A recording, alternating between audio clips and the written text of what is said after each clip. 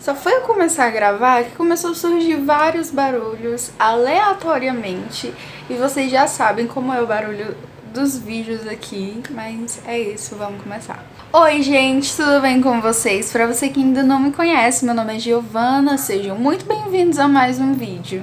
E como vocês já viram aí no vídeo de hoje, a gente vai conversar um pouco sobre os livros que eu li durante o mês de fevereiro. Se você gosta desse tipo de vídeo, não esquece de deixar o seu like, de se inscrever aqui no canal, de comentar e de compartilhar com os amigos e nas suas redes sociais. O que falar do mês de fevereiro? O mês de fevereiro foi muito bom pra minha leitura e é impressionante como todo mês eu falo isso, mas é porque quando eu consigo ler mais de um livro, eu já fico muito feliz, porque vendo a minha rotina eu acho um pouco impossível ler pelo menos um livro. Então quando eu consigo surtar por algum livro e terminar ele durante o mês, eu fico muito feliz. O mês de fevereiro eu li 4 livros e eu li muitos livros que são comentados e eu vou deixar a minha opinião sincera.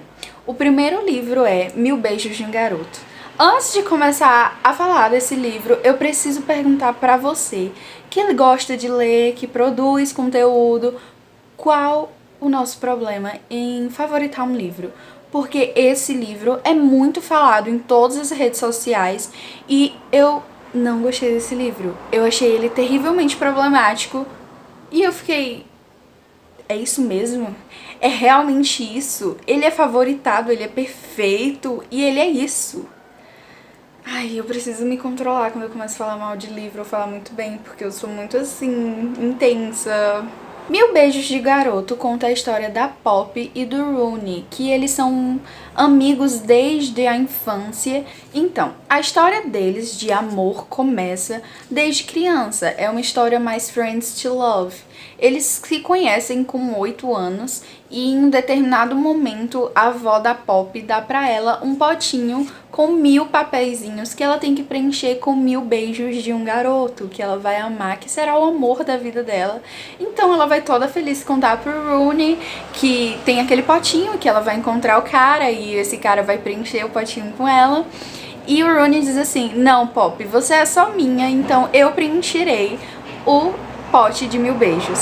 E assim, eu achei incrível esse começo, a amizade deles, porque eu gosto muito de um amor que se constrói na amizade, na confiança, mas as coisas mudam drasticamente nesse filme. Nesse livro, na verdade. Basicamente isso, mas uma coisa que me incomodou muito na escrita da autora é que em todo momento ela quer que a gente sinta muito triste e que a gente termine cada capítulo chorando pra saber o que vai acontecer. Infelizmente é um dos problemas que eu achei neste livro.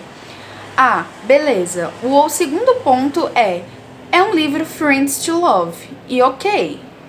Mas a questão é que eu não acho o casal saudável, eu acho eles meio tóxico. Sabe aquilo que eu disse de Teto para Dois, que eu achava que os dois se completavam e que eu achava o amor deles mais real, porque é isso, e não é aquela ideia de que os opostos se atraem.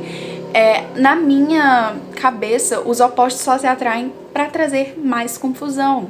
Então eu achei nesse livro justamente isso. Eu achei eles um conjunto de desavenças que tenta a todo custo dar certo porque não conseguem se ver um sem o outro. Eu achei terrivelmente problemático por conta disso. E assim, isso pode ser um spoiler. Se você não quer um spoiler, você passa um pouquinho adiante. Eu vou deixar um minuto aqui. E assim, o final, a Pop, ela morre, porque ela ficou doente, então ela perdeu um contato com o Rooney depois que ele foi embora em um período.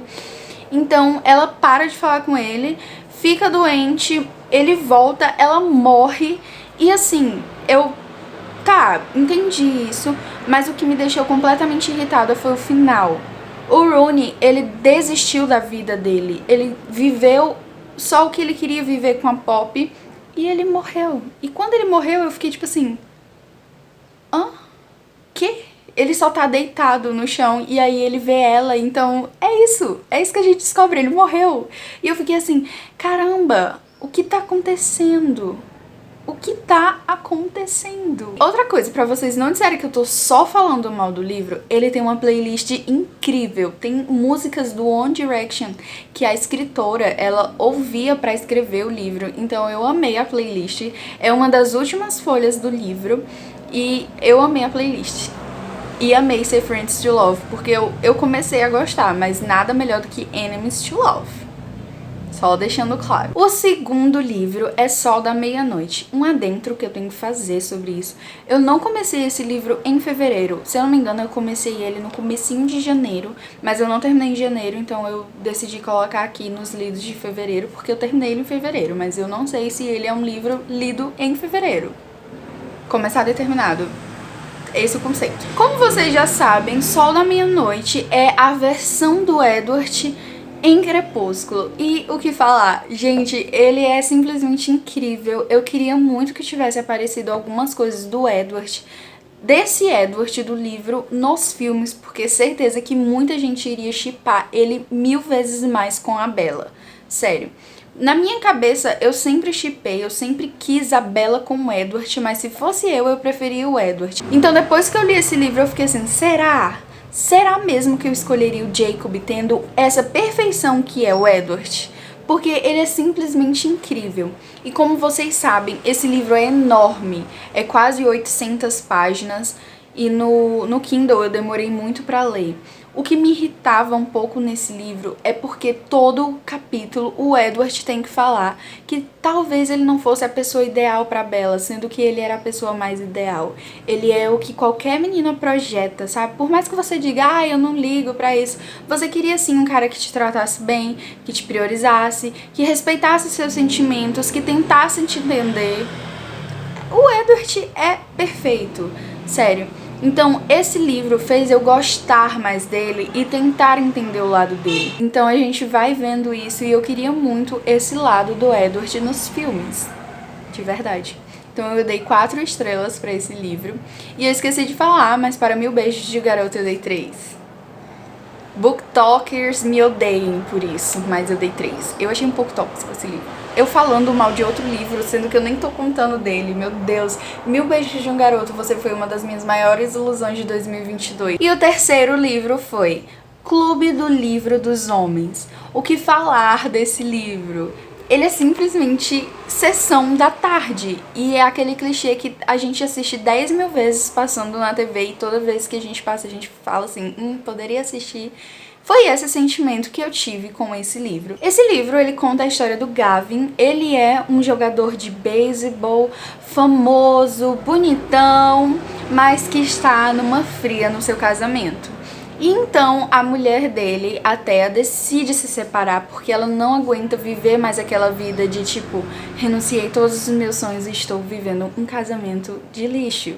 Então ela desiste do casamento dela porque ela pensa que, tipo assim, não vale mais, aquilo não vale mais a pena. O que ela está vivendo não foi o que ela planejou. E ela não se sentia mais ela. Eu super entendo a Thea. Eu adorei ela, inclusive. Porque ela foi uma mulher muito corajosa pra fazer isso. Mas, por outro lado, o Gavin, ele fica, tipo, sem entender o que está acontecendo, porque ele não sabia que o casamento dele estava assim tão ruim. E por mais que nós tenhamos a visão dele como um homão, um jogador top, um paizão, ele tem uma insegurança. Ele é gago e isso desconstrói todo aquele negócio de homem perfeitão, sabe? Então eu gosto muito disso, dessas características que a gente pensa em um cara gostosão, mas que ele sempre tem uma fragilidade. Então por isso que eu acabei gostando muito desse livro, porque por mais que todos os personagens sejam lindos, perfeitos, eles têm problemas que nós, pessoas reais, também podemos ter, entendeu? Então o casamento dele acaba e os amigos decidem colocar ele no clube do livro. E lá eles leem romances para aplicar nas suas vidas com as suas esposas. E o que poderia dar errado? Tudo, meus amores, tudo poderia dar errado. E é isso que a gente vai ver no livro, ele tentando conquistar a Thea, ele com os amigos dele, que inclusive são casais muito legais e os personagens também são muito cativantes. Então eu dei 4 estrelas pra esse livro porque eu achei muito legal. Outro ponto que é necessário falar, eu acho que esse livro é mais 16 ou mais 18, porque no final, assim, nas últimas 2 páginas, tem algumas cenas do casal, dos casais, então eu não sei, eu vou deixar a classificação indicativa no início, mas gravando aqui eu ainda não pesquisei qual é a classificação indicativa. E o quarto e último livro é Harry Potter e a Câmara Secreta. Não é segredo pra ninguém que eu voltei a ler os livros de Harry Potter, que é uma das minhas sagas favoritas, que eu li a primeira vez no ano passado, e esse ano eu decidi ler mais, ler tudo de novo, porque eu já sei mais sobre os personagens, já não é uma coisa nova e com certeza eu deixei passar muita coisa despercebida justamente por não conhecer ou não entender, então eu decidi ler pra mim pegar mais detalhes que eu não peguei quando eu li da primeira vez. O que eu achei do livro? Gente, esse livro é simplesmente mais cansativo de todos de Harry Potter. Inclusive, o filme é do mesmo jeito, então eu achei que foi uma ótima adaptação, porque os dois são muito chatos. Meu Deus. E aí vem a nota, né? Giovana, você vai dar 2? Você vai dar 3? Não, eu vou dar 4. Harry Potter, eu não consigo dar menos do que isso, entende? E é isso, gente. Eu espero muito que vocês tenham gostado. Se você gostou, não esquece de deixar o seu like, de se inscrever aqui no canal. Um beijo e até a próxima. Tchau!